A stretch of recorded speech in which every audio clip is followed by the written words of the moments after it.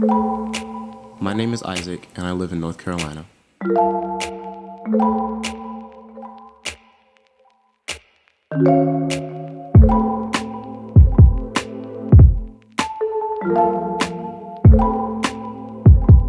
There are many ways that people are being affected by climate change that go unnoticed, such as people getting sick, not going to school, and not going to work.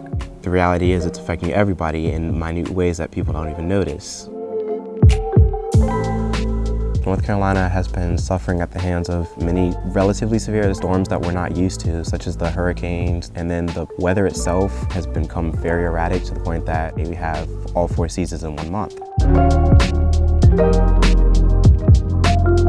Because of climate change causing this erratic weather, my mom has been unable to go to work on several days throughout this past year. So she has felt the financial burden of not necessarily having enough money to provide all the things that she would like to provide for us, on top of paying for things like medical bills and insurance.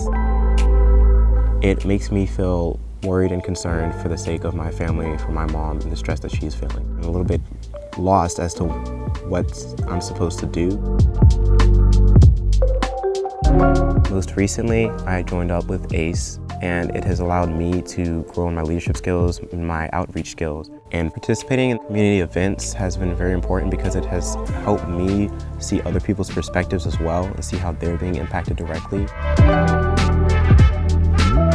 When I learned about the impacts of climate change, it made me feel angry at the people who caused it and the people who did nothing. They think, oh, this isn't my problem, this isn't necessarily an issue that's going to affect me directly. But youth are going to be the ones to inherit this earth. We have to come up with solutions and figure out what's going on for our future, because we don't know what's going to happen in the next 10 years or so. So we have to be the ones to actually determine what's going to happen to it. If we're going to live on it, we should care about it.